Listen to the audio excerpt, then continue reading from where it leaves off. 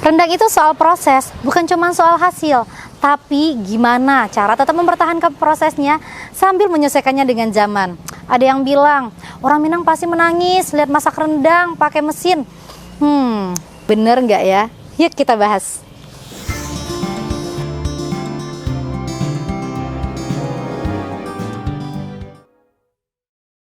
Jadi di rendang Minang ada istilah yang kita kenal dengan marandang. Nah, karandang ini adalah proses menyediakan air pada sebuah masakan yang gunanya agar masakan ini bisa bertahan lama.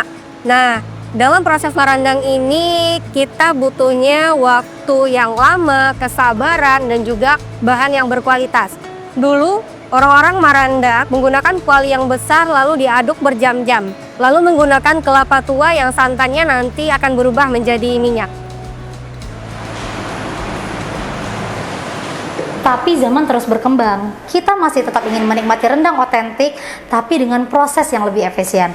Dan disinilah inovasi dari rendang Gading itu muncul.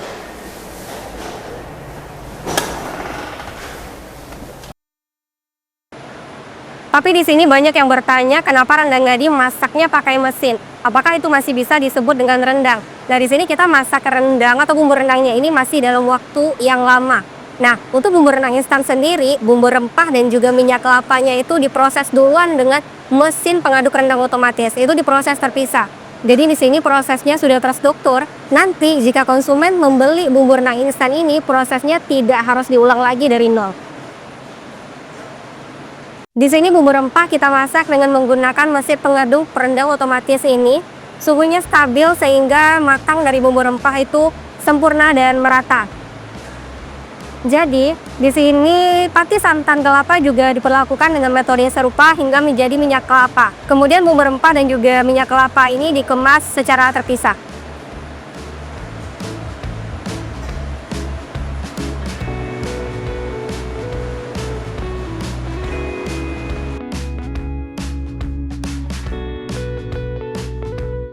Lalu setelah bumbu rempah dan juga minyak kelapa tadi dikemas, kita menggunakan teknik vakum. Nah, vakum ini adalah cara untuk menghilangkan udara agar mikroorganisme itu tidak berkembang.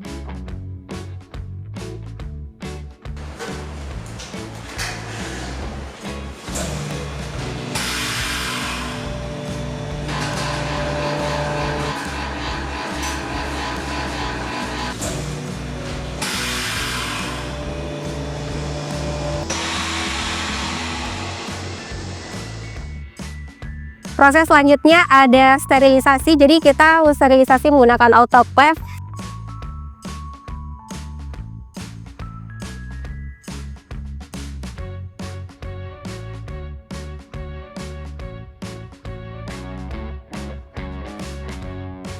Yang suhunya itu di atas 120 derajat. Nah, jadi dengan suhu ini bisa bikin bumbu rendang instan dari rendang Gading bertahan lama dan juga tetap fresh ya. Dengan proses ini hasilnya gimana? Bumbu rendang instan bisa tahan 1 tahun di suhu ruang.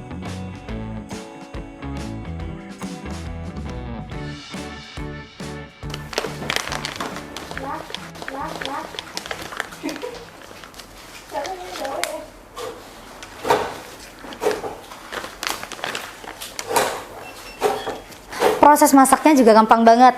Misalkan kita mau bikin rendang daging sapi. Proses pertama, rebus dulu daging sapinya. Setelah itu, sisihkan buihnya. Atau jika mau diganti dengan air baru juga boleh. Kemudian, baru rebus kembali dengan bumbu rempah. Setelah itu diaduk-aduk sampai si bumbu benar-benar sudah meresap dan airnya juga sudah mulai menyusut. Kemudian baru deh kita masukin minyak kelapa. Setelah itu diaduk sampai menjadi kalio, kemudian menjadi rendang dengan berwarna coklat kehitaman. Nah, durasi masaknya juga cuma 1-2 jam aja. Rendang ala rumahan sudah jadi dengan rasa yang otentik khas Minangkabau. Mungkin ada yang masih bertanya-tanya, apakah rendang ini diproduksi dengan cara yang bersih? Well, kita tunjukin dapurnya langsung.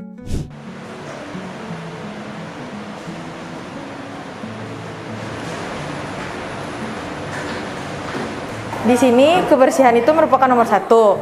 Sebelum kami memasuki dapur, kami diwajibkan untuk memakai APD, terus mencuci tangan. sehingga mutu dan kualitas dari produk di sini terjamin aman.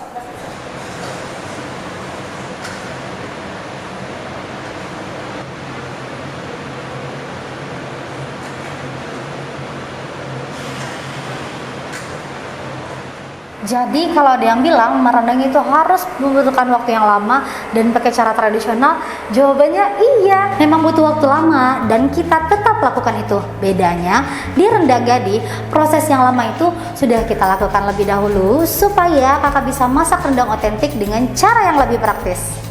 Buat yang penasaran dan pengen coba sendiri, langsung cek link deskripsi buat beli bumbu rendang instannya. Atau kalau misalkan masih ada pertanyaan, tulis di kolom komentar ya, kami siap jawab semuanya. Jangan lupa like, share, dan subscribe biar gak ketinggalan inovasi makanan lainnya.